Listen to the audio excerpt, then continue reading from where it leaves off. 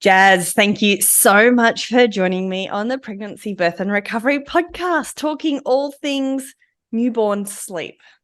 Thanks for having me back. It's been, when was I on the podcast last? I should have checked that before we hit record. 18 months ago.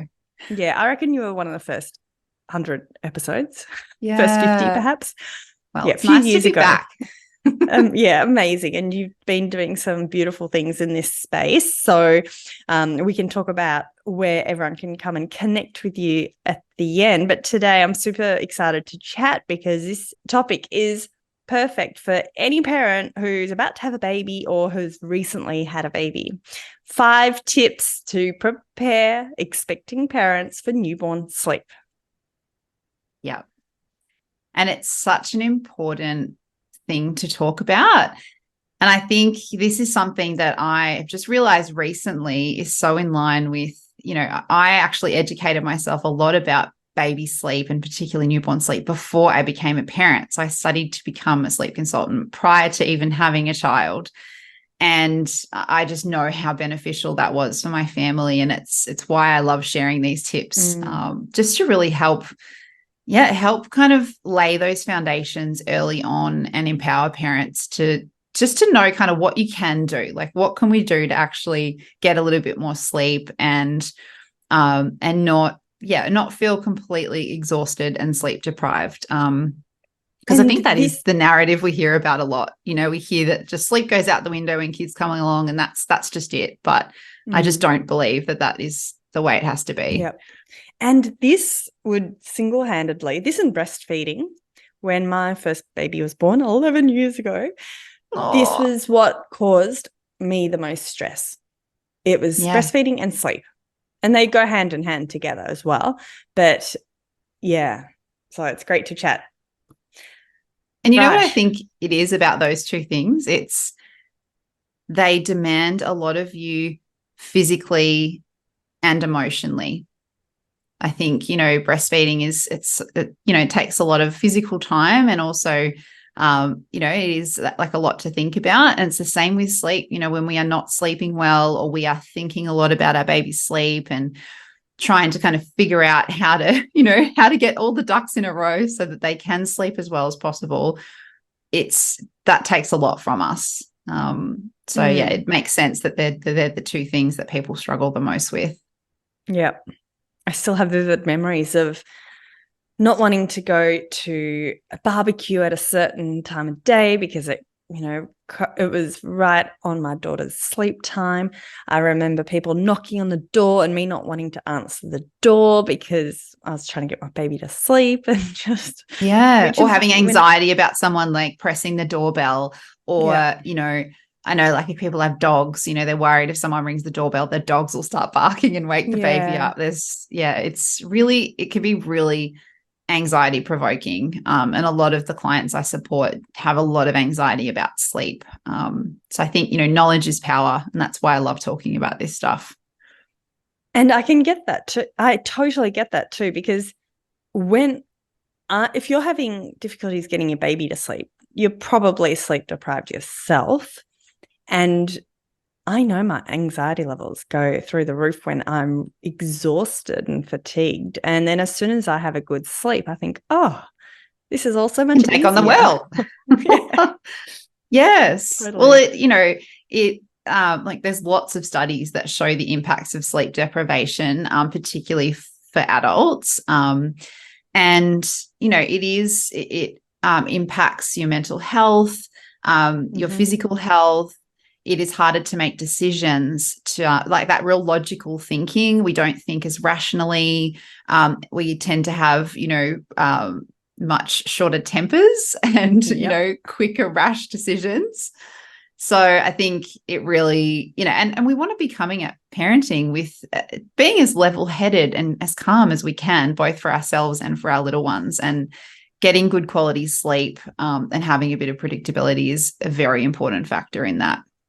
100%. I think pretty much every parent that wants to become every person who wants to become a parent wants to be a calm, relaxed, normal personality. So yes. Yeah. And just being sleep deprived, it automatically makes that more difficult. You really have to consciously try and keep calm when you're feeling very tired. Okay. Yeah. Well, let's get stuck into it then. What would be your first top tip for expecting parents to help prepare for newborn sleep? So one of the things I hear the most once little ones arrive and parents navigating sleep is, I know it's a bad habit, but that is a phrase I hear all the time. So parents will reach out to me or send me a DM on Instagram and they'll tell me everything that's been going on. And it always includes, I know it's a bad habit, and I just want to reframe that. And particularly, for anyone listening to this that is expecting a little one to arrive soon, there are no bad habits.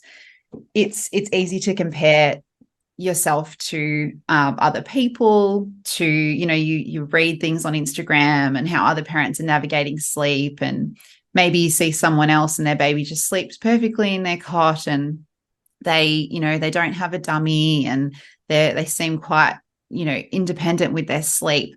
Just because you feed your baby to sleep or your baby has a dummy or you do lots of on the go naps or whatever that looks like, those things aren't bad. So I really like to encourage parents just to reframe that and know that, it's a habit may not feel sustainable for you, or maybe it's something you want to change, but it doesn't make that a bad thing. So just really going into your parenting journey, knowing that, just knowing that there are no bad habits, and to just reduce that comparison that we do with other people around us. And I love that, because now, like, my kids are on the other side and they're older, and you're not going to have a 6-year-old or 8-year-old or 10-year-old who's being breastfed to sleep, like, or bottle fed or whatever it might be. So it's not, it feels, and I remember this, all consuming at the time and feeling like, oh my God, because I was that parent that breastfed to sleep. And I know exactly what you mean, but it's a phase. And maybe you had those thoughts at that time where 100%. I shouldn't be doing this, but there's no should or shouldn't. I think, and this is another point that I'll follow on with, because it ties in so nicely, is that it's safe to prioritize your needs. And this is a big, I operate a bit differently to other sleep consultants in that I have quite a parent-focused approach. And I always start with asking parents, or, parents to be like, what is important for you? What are 3 things that you need to do every day to make you feel good, to make you feel calm and level-headed and relaxed and just happy? Because often those are the things that go out the window when sleep is a challenge, or just when little ones come along. You automatically are just in that caring role. We're nurturing, we're feeding babies, we're changing nappies. You're thinking about all the to-dos. Maybe you're not really sleeping much because they're up a lot overnight. And all of those things that you love to do typically kind of fall by the wayside. So just know that it is safe to prioritize your needs. And this can start really early on. I run newborn education sessions quite regularly with, across Melbourne. And I always say, like, from, even from the early weeks, like the first couple of weeks, make time, even if it's small snippets, with obviously support from those around you. If someone can, sit with your bub, or, your partner, if you have one, can have a cuddle with baby on the couch or whatever. And you can go for a walk around the block, or go and have a nice shower for 10 minutes and have that luxury shower, or do I don't know, if you like meditating or yoga, like go and sit by yourself and do that. Just small little snippets that you can build on over time. Because that is, I really notice, and I had a home visit with a beautiful family this week. She's a mum of 4, and this is her last bub. So she's really kind of, she's been feeding to sleep, and really, like, she's wanted to keep going with that because it's her last, and all those feelings that come up. But she admitted, she's like, I've just completely neglected myself. She's like, I have not done anything for myself since, in years. And so that's a big thing that we're focusing on, is obviously getting sleep sorted, so that she can do those things again and replenish replenish her self-care Yeah. and fill up her cup. And that Yeah. takes a while too. You just can't suddenly think, like, it's really hard to switch from being in that caregiver role to thinking, okay, I'm going to prioritize my needs. Like, even now, years later, you've still got that, well, I've still got that guilt if I go away for a night or, whatever it is that you do. So I think that's something that we're always going to have to work on as parents is, and what you just said, it is safe to prioritize our needs. And this isn't just in that newborn sleep stage. I think this is something that's ongoing and evolves throughout parenthood. I think just the reason I love talking about it as early as possible is because if we can start to form these small, just micro habits, whether it's once a day or every couple of days that you're out doing something for you, it doesn't have to be without your baby either. It could just be, I'm going to pop my bub in the pram for this morning nap or whatever and go for a walk and get a coffee. Like, it can just be something like that. It doesn't have to be something grand. The other thing that I love about this is that when you do this for yourself and you start these small habits, other people around you will take notice. Other parents will see that and they'll be inspired. I've had so many messages, when I shared that I've been out running, and this was when Hazel was much younger. I'd share that I'd been out for a run or, whatever I was doing. And then, a week later or 2 weeks later, I'd get a message from someone and say, I saw that story and it made me book in that facial for myself. Or, I booked that weekend away with my girlfriends and it was awesome. And, my partner looked after baby and it was great.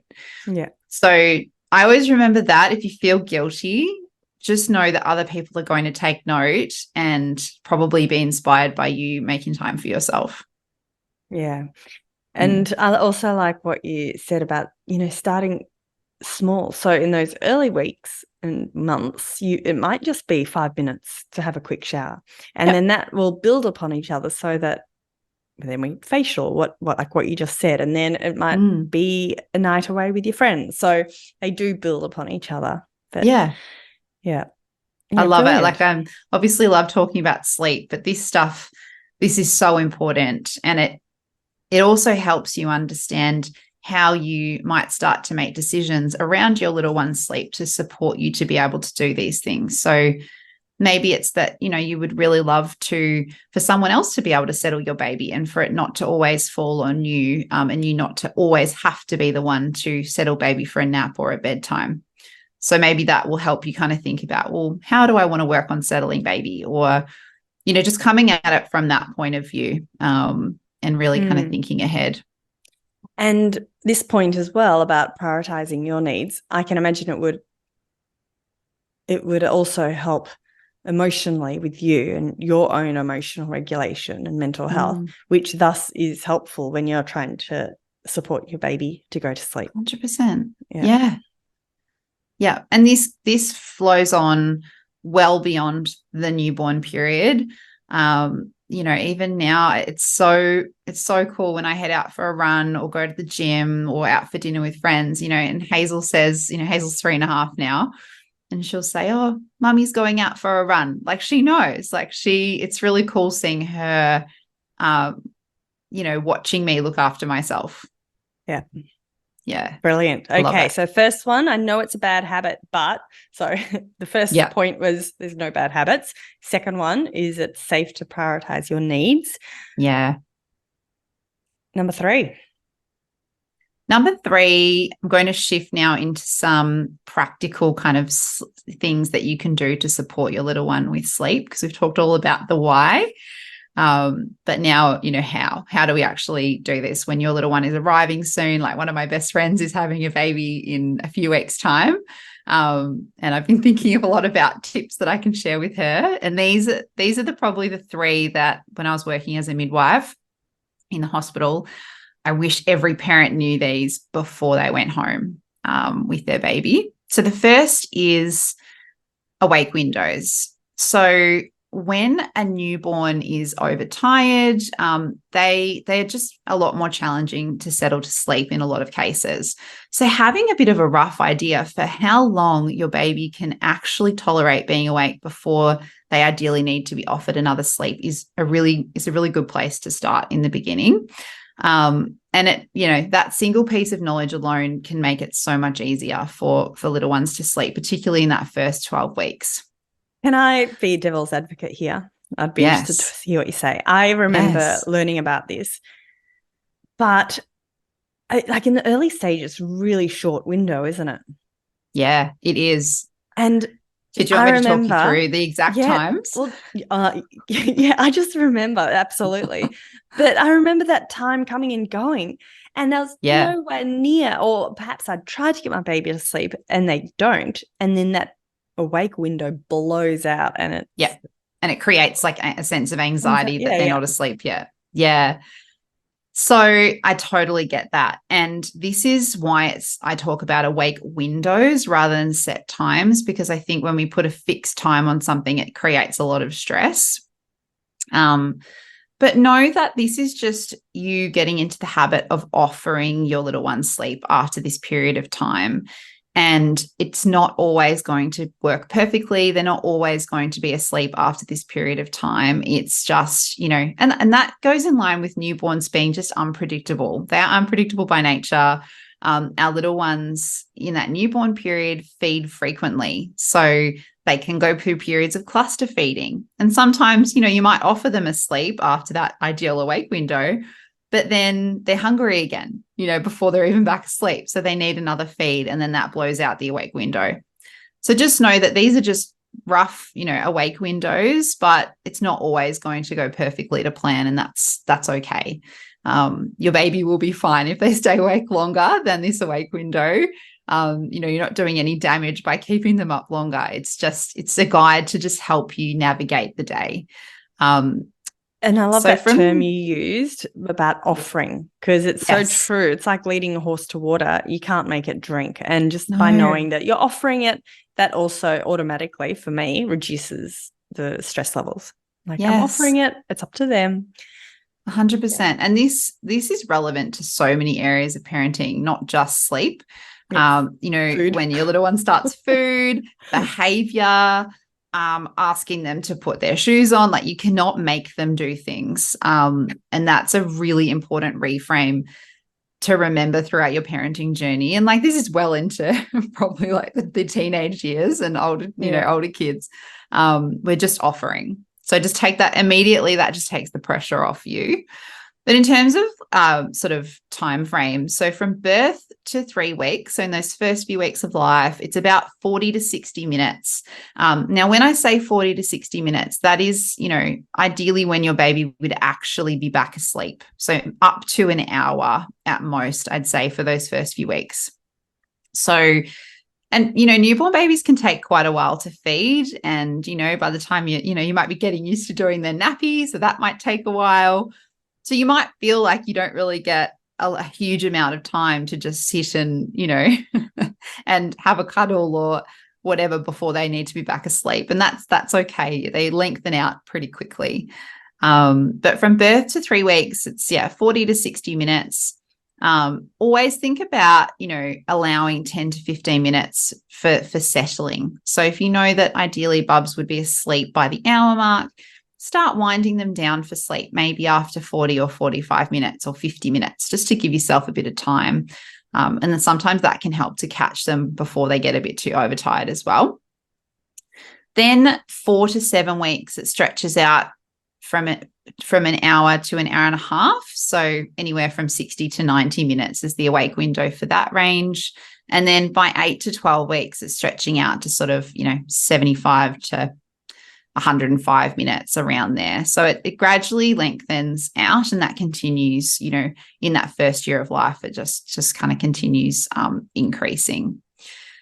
So using that as a guide, and, that can help you have a bit of a flow for the day. So if baby gets up at, if baby's up for the morning at 7:30, just know like roughly by 8:30, if they are 2 weeks old, they're probably going to need to be back asleep. then that might just mean sitting on the couch with your drink bottle after you've had a feed and, you know, having a contact nap with baby on your chest. It doesn't need to be like fully swaddling them up and putting them in their bed and it be like a nap in their sleep space. It can be, you know, in the carrier, or which we'll get into in the other tips. That's really early, isn't it? At the moment, my daughter's in prep and there's quite a few newborns, and I always see them. That's the time the parents will pop their baby in the carrier or the pram and walk them to school. But it's always smack bang, school drop off and pick up. It always, and kinder as well, always smack bang in the sleep windows. Yeah. Well, if you've got a newborn, like even if they are 7 weeks old, you know, they're probably only going to last about an hour and a half. And I know, like, I start working with families in terms of, you know, sleep support packages closer to 4 months. And even by 4 months, it's, you know, an hour and 45, max 2 hours of awake time for most babies. So yeah, it's, you know, and then from there it starts to lengthen, but their awake windows can feel pretty short in the first sort of 4 to 5 months, I'd say. Brilliant. Next one. Next up. Jazz, what have we got? Next on the list. Next one is darkness. So this is something that is really important. It is quite commonly overlooked. And I think people just hear like, oh yeah, like a dark room, that, you know, I know that's important. But when I say a dark room, I mean like a really quite a dark room. So, you know, blackout rather than block out blinds. And you can achieve this with, you know, you can have custom fitted ones to your window. You can get, you know, Velcro sort of ones that attach to the window. There's all different things on the market, suction blinds. But really focusing. Black yes, on the window. Did the job. I think some designs look a little bit sus from the outside with like tin foil and all of this stuck to the window. Yeah. But yeah, there's so many different ways to achieve that. From 3 weeks is when I'd recommend starting to offer your baby their day naps and nighttime sleep in a very dark room. I will just remind you that does not mean that they need to be sleeping in that dark room for every single day nap. It's just if they happen to be having a day nap at home, it is likely to be a better sleep in terms of, you know, the length and probably how quickly they settle if you offer it in a dark room. And then, you know, that might just be one in the day that you do at home. And then all the others can be in carrier or pram, out and about, contact nap on the couch. But it's just something to start thinking about from 3 or 4 weeks. Now, the reason for that is before 3 weeks of age, babies are naturally quite sleepy and they don't seem to be that phased by darkness or light for sleep. I remember when Hazel was that age, we had her in the lounge room in the bassinet and the fire's going and we're watching Harry Potter, you know, this was during COVID, so we had a lot of spare time, watching all these, you know, movies, and she's just sleeping in the lounge room, heaps of windows, and she wouldn't have been, you know, she had no idea. She was happy sleeping there. And I remember thinking at this phase, thinking, oh my gosh, I've got this whole sleep thing sorted. This is so easy. Yes. And that is where this tip comes in, because after 3 weeks of age, it's around 3 to 4 weeks, you really notice they change. They come out of that sleepy, like super snoozy newborn phase, you know, where they're just like, they scrunch up and they yawn and they're just like squishy little blobs. The production and secretion of melatonin, which is that's our sleepy hormone, it's actually blocked by light. So providing a dark sleep space really works with your baby's natural hormones to help promote sleep. It's going to help them settle off to sleep easier, as I said, and it's more likely to help lengthen the sleep overall, so their naps during the day. And, you know, that makes sense because if they come out of a sleep cycle, for example, after 30 or 45 minutes and everything's light and bright and they're quite, you know, they got to that 4-week mark and they're quite alert and they can see everything, they're just a lot more likely to wake up. It's like if you wake up in the morning in your bedroom and the light's streaming in, you're probably not going to go back to sleep. So yeah, that's a really it's a basic tip, but really prioritize that. It's not going to be the thing that just completely transforms your baby's sleep and you never have any issues again, but it's a really important factor to consider. Yeah. Love it. Yeah. And it's a relatively easy one too. One It nap a is. day. You're not saying every single nap, just the nap that you happen to be home. Yeah. Yeah. Yeah. Yeah. And, like probably going back to that no bad habits, like don't feel like you need to put a lot of pressure on yourself for your baby to be self-settling. And it is not a realistic goal to be working on in the newborn period. I do see, like parents working on that with sleep consultants in the newborn phase. And it's not something that I advocate for. That newborn period is, they typically need a lot of assistance. It is the fourth trimester. It's an extension of pregnancy. They need a lot of closeness. They need to smell, their mum, and they're feeding frequently, and naps are irregular. Like it's not a routine based time. As much as many of my clients just adore a routine and they're like chomping at the bit at 4 months to get a routine happening, but newborn stage is not the time. And what do you mean when you say newborn phase? How old for you as a newborn? Because I know this does vary.